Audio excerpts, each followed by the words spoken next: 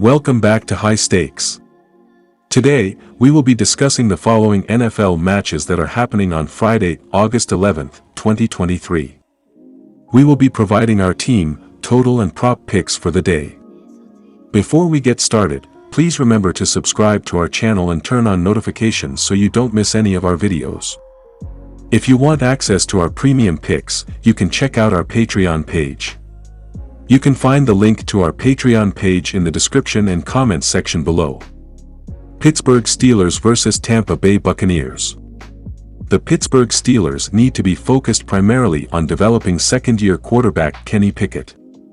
He finished last season going 245 of 389, 63% completion percentage, for 2,404 yards with 7 touchdowns and 9 interceptions during the regular season.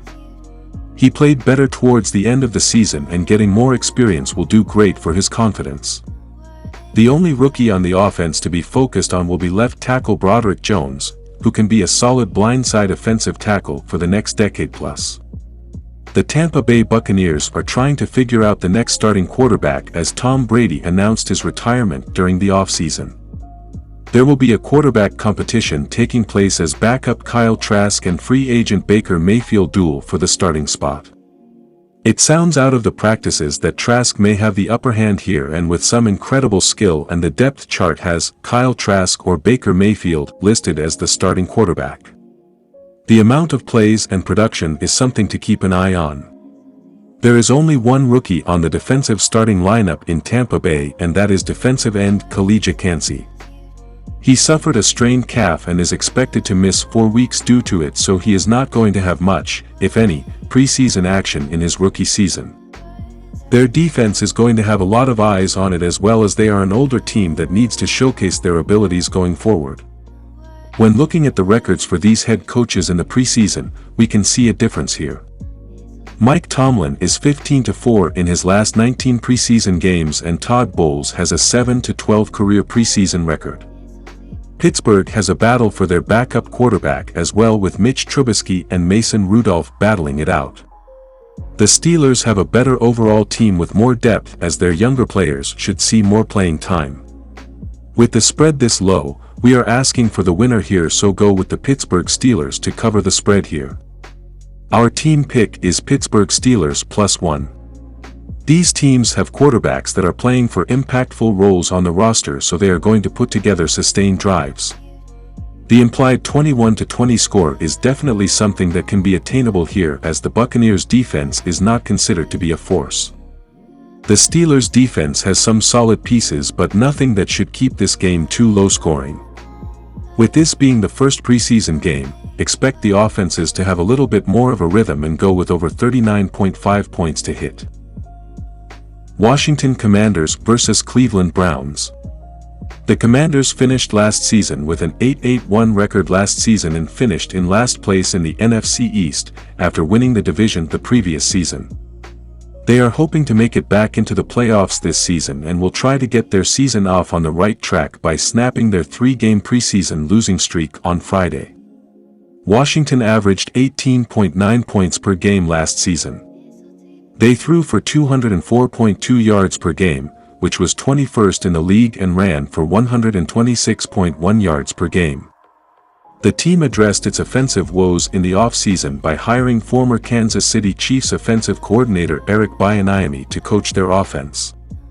They also moved on from last year's leading passer Taylor Heinicke and backup Carson Wentz in favor of second-year quarterback Sam Howell, who has been named the starter.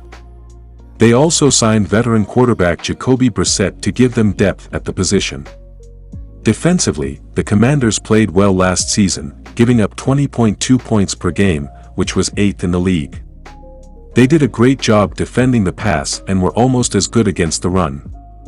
They added depth with players like Emmanuel Forbes and Jartavius Martin, who were taken in the first 2 rounds of the draft, and they're hoping a bounce-back year from Chase Young will help their defense remain one of the best in the league. The Browns picked up a win over the new-look New York Jets in the Hall of Fame game, giving them their first preseason win of the season. They will try to keep the momentum going with a win over the Commanders, which will give them their second win in a row. Cleveland averaged 21.2 points per game last season, which was 21st in the league. They scored 21 points in their first preseason game, throwing for 167 yards and rushing for 172 yards in the win. Kellen Mond completed 68% of his passes for 92 yards, 1 touchdown, and 1 interception. Rookie quarterback Dorian Thompson-Robinson completed 73% of his passes for 82 yards and 1 touchdown. He also had 6 carries for 36 yards. Demetric Felton Jr. had 7 carries for 46 yards and 1 touchdown, while Austin Watkins Jr. had 2 catches for 35 yards and 1 touchdown. Cleveland played well defensively in their first game, giving up 16 points in the win. They will need another good defensive effort if they want to get the win. The Browns looked good defensively in their first preseason game, holding the Jets under 200 total yards in the game. They did a great job defending the run, holding the Jets to 2.3 yards per carry, which will be a problem for the Commanders, who rely heavily on their ground game. Brian Robinson Jr. solidified his spot as Washington's top running back last season, but he likely won't get a lot of playing time in this game. Sam Howell, who has been named the starter for the season, didn't see a lot of action as a rookie, so he will be expected to see significant playing time in this game. But, with the Browns' defense being dominant against the run in their last game, they will make things difficult for the Commanders' quarterbacks, so don't expect Washington to play well offensively in this game.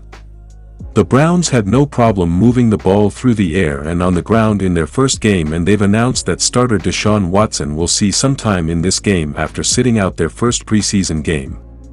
The Browns love to run the ball and had a lot of success against a Jets team that defended the run well last season. The Commanders did a good job against the pass, but their defense struggled against the run on the road.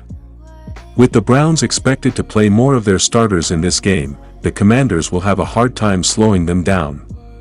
Go with Cleveland to cover the spread as home dogs. As highlighted, the Browns' defense found success getting New York off the field, and they finished 2022 in the top half of the league in terms of defending the red zone.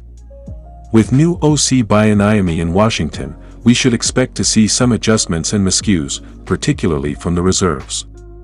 Washington defended the red zone well a season ago also and held opposing QBs to nearly the lowest completion rate in the league.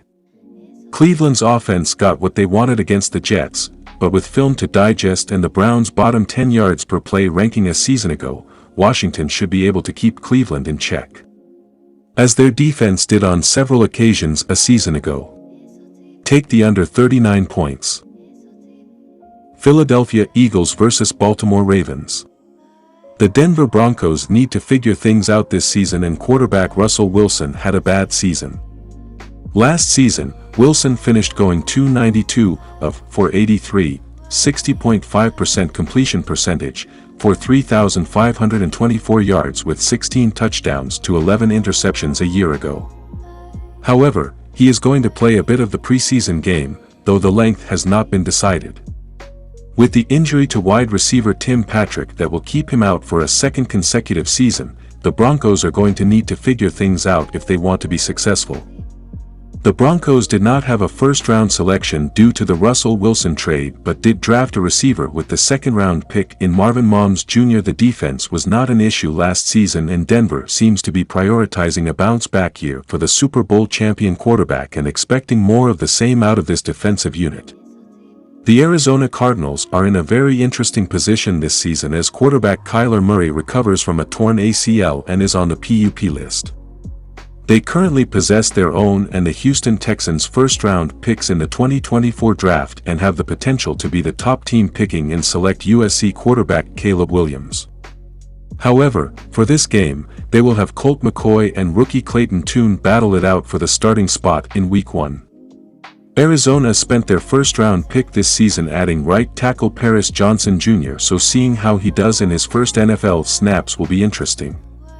This is the first time that we will see Cardinals head coach Jonathan Gannon in charge, while this will be Sean Payton's 60th career preseason game. The Cardinals may have the worst roster in the NFL, and their offense is not going to be good. The Broncos, on the other hand, have a good defense and Sean Payton, who knows how to win with undersized quarterbacks. Russell Wilson playing also gives some confidence. The Cardinals will be starting Colt McCoy or Clayton Tune against a good Broncos defense, so I think the Broncos will cover the spread. Having Colt McCoy and Clayton Tune as the starting quarterback for one side means there is not going to be much offense on the Arizona side of things. Denver is going to go balls to the wall on the defensive end as they have a lot of rookies in the swing of things. I understand it is difficult to compare situations, but these teams did score 39 total points in the regular season, so that would be even lower for this game. All in all, go with under 37 points in this game as it seems to be the most likely situation.